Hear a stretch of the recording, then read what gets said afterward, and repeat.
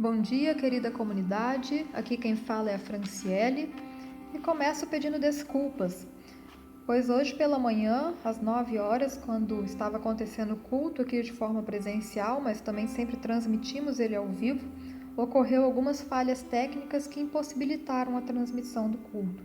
Então, a você que estava aí do outro lado tentando nos acompanhar e não conseguiu devido a isso, pedimos desculpas novamente e segue o áudio da mensagem de hoje. E começa com uma pergunta: o que você considera como louvor? O que você considera como louvor? Louvor é tudo aquilo que engrandece o nome de Deus, que o agradece por tudo que Ele é, fez e faz, que expressa o que sentimos por Ele. Por vezes pensamos que louvor é apenas o momento em que cantamos no culto, mas é muito mais do que isso. A nossa vida deve ser um louvor a Deus. Afinal, a palavra chega a nós, fala ao nosso coração, gera transformação na nossa vida e, como forma de gratidão a tudo que Deus tem nos concedido e feito, o louvamos do mais profundo do nosso ser, por meio de cânticos e por meio do que somos. Na carta aos Romanos, capítulo 16, a partir do versículo 25, o apóstolo Paulo diz: Louvemos a Deus, pois Ele pode conservar vocês firmes na fé, de acordo com o evangelho que eu anuncio, isto é, a mensagem a respeito de Jesus Cristo, e de acordo também com a verdade secreta que nunca foi revelada no passado. Porém, essa verdade foi revelada agora por meio daquilo que os profetas escreveram. E por ordem do Deus eterno, ela se tornou conhecida em todas as nações, para que todos creiam e obedeçam. Ao Deus único e sábio seja dada a glória para sempre, por meio de Jesus Cristo. Amém. A carta aos Romanos foi escrita pelo apóstolo Paulo às comunidades de Roma, na qual ele tem por objetivo apresentar o Evangelho de Jesus Cristo, mostrar o plano da salvação e a doutrina da justiça por meio de Jesus. Paulo tinha o costume de encerrar suas cartas com uma bênção. E um exemplo vemos na própria carta aos Romanos, capítulo 16, versículo 24, onde ele diz: Que a graça do nosso Senhor Jesus Cristo esteja com todos vocês. Amém. Mas diferente das demais cartas que ele também encerra com uma palavra de bênção, na carta aos Romanos, após sua palavra de bênção e despedida, ele acrescenta uma doxologia. Mas o que é isso? Doxologia é um convite para que as pessoas glorifiquem a Deus por quem Ele é e por causa dos seus feitos. Doxologia significa louvor a Deus. Doxa, glória, e logia, palavra. Uma palavra de exaltação e glória. Expressões de louvor, gratidão e engrandecimento a Deus por tudo que Ele é. Um belo exemplo encontramos no Evangelho de Lucas, capítulo 1, versículos 46 ao 56, onde Maria, mãe de Jesus, expressa sua gratidão a Deus por meio de um cântico. Suas palavras não são voltadas a si ou a qualquer coisa que ela deseja ter. Ela simplesmente agradece e engrandece o nome do Senhor. Inclusive, ela inicia o cântico dizendo: Minha alma engrandece ao Senhor, meu espírito se alegra em Deus, meu Salvador. Tem até uma música com base nesse texto bíblico, que muitos e muitas conhecem. Minha alma engrandece ao Senhor, meu espírito se alegra em Deus, o meu Salvador. Maria reconhece sua pequenez e agradece a Deus, o qual veio ao seu encontro e fará dela, mulher jovem e humilde, a mãe do Salvador da humanidade. E então ela começa a expressar sua gratidão por meio desse cântico. Um outro exemplo de doxologia vemos na carta aos Romanos, capítulo 11, onde Paulo expressa por meio do louvor o Deus grandioso que veio ao seu encontro e que agora vai ao encontro de outros e outras por meio dele. Ele começa dizendo no versículo 33 do capítulo 11: como são grandes as riquezas de Deus. E depois no 36: pois todas as coisas foram criadas por Ele, e tudo existe por meio dele e para Ele. Glória a Deus para sempre. Amém.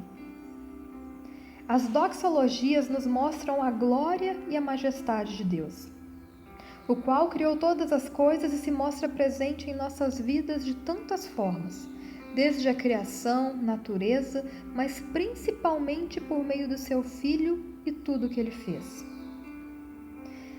Para compreendermos melhor o texto de Romanos 16, 25 ao 27, é importante lembrarmos que a Igreja de Roma era composta por não-judeus. E Paulo deseja mostrar a essa comunidade que, pelo fato de serem não-judeus, isso não significa que a salvação não seja para eles. Pelo contrário, a salvação é oferecida a todas as pessoas, independente se judeu ou não. Em nossos dias diria, independente se é descendente de alemão ou não, independente se é branco, pardo ou negro, alto ou baixo, magrinho ou fofinho, brasileiro ou não.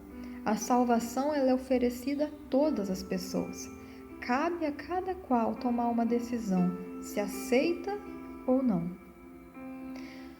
Se estudarmos toda a carta aos Romanos, veremos que Paulo já havia falado que a salvação é para todos. E agora, no final da carta, ele afirma que o Deus em quem eles creem pode mantê-los firmes nessa fé. No versículo 25, Paulo começa com um convite para louvar a Deus. Em seguida, diz que esse mesmo Deus pode conservá-los firmes na fé de acordo com a mensagem que ele, Paulo, anuncia. Mensagem essa a respeito de Jesus. E também de acordo com a verdade secreta que nunca foi revelada no passado, porém agora conhecida por ordem do próprio Deus e através do seu Filho, Jesus Cristo. Quando Paulo diz de acordo com o evangelho que eu anuncio, ele se refere ao evangelho de Cristo, do qual ele também se tornou um conhecedor.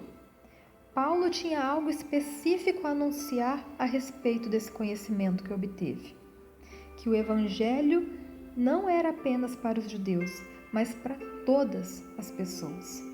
Inclusive, a missão que Deus confiou a Paulo foi justamente pregar o evangelho aos gentios, os quais eram considerados perdidos. O desejo de Deus é que isso chegue a todas as nações e desta forma venham a crer e obedecê-lo. Naquele contexto, os judeus pensavam que a salvação era apenas para eles. E Paulo tem por objetivo mostrar que não. A vinda de Jesus e tudo o que ele fez foi por amor a todos. Para os cristãos de Roma, saber isso era importante. Afinal, agora eles também fazem parte desse grande povo chamado povo de Deus. Por meio da obra de Cristo na cruz, não há nada que impeça que sejam participantes dessa grande família. Deus, antes mesmo da criação, já tinha seu plano perfeito. Plano esse de que todas as pessoas fossem chamadas a fazer parte do seu povo. Na eternidade, Deus elaborou o seu plano e o guardou em secreto. Tempo depois, ele revela isso aos profetas no Antigo Testamento. E com o tempo, isso se cumpre no Novo Testamento, por meio do nascimento de Jesus e tudo que ele fez por nós. Deus ordenou que essa verdade agora revelada seja pregada a todas as nações. A verdade que até então estava em secreto chegou aos apóstolos, chegou às primeiras comunidades cristãs e chegou também a nós, comunidade de Cristo hoje. E cabe-nos levá-la adiante. O mundo precisa conhecer Jesus, precisa saber que é amado, precisa crer nele, mas também obedecê-lo.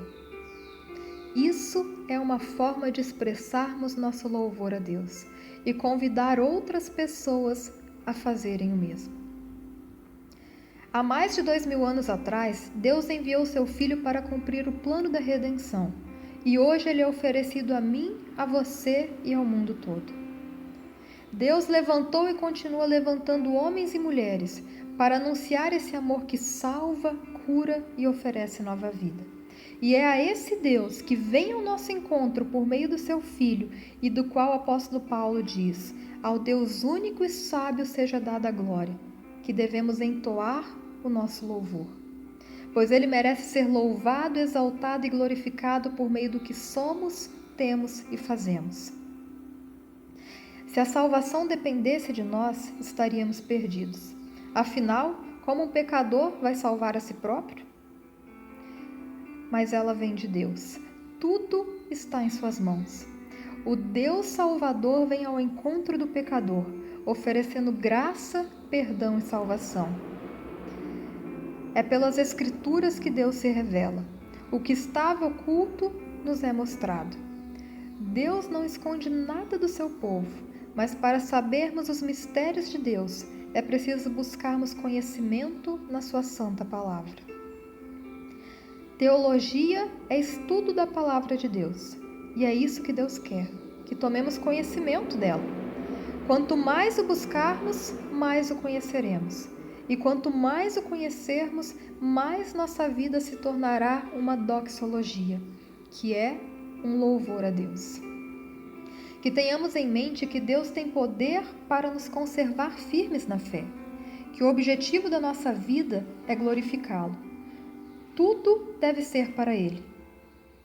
Tudo que somos, tudo que fazemos, tudo que temos.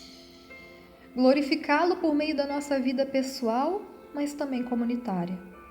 Glorificá-lo seja dentro do templo onde nos encontramos como comunidade, seja dentro da sua casa ou no seu trabalho. Glorificá-lo dentro, mas também fora. Compartilhando o Evangelho e chamando pessoas a fazerem parte desse povo chamado povo de Deus. Reconhecendo quem Ele é, mas também o tornando conhecido. Esse é o louvor que Deus espera de nós. Oremos. Querido e eterno Deus, te louvamos e agradecemos por tudo que és.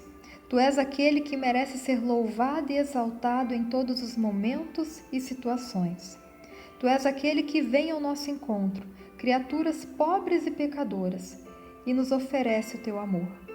Amor esse eterno, amor que salva e oferece uma nova vida. Que possamos louvar-te não apenas por meio de canções, mas por meio de tudo o que envolve a nossa vida. Hoje queremos apenas agradecer-te e engrandecer-te.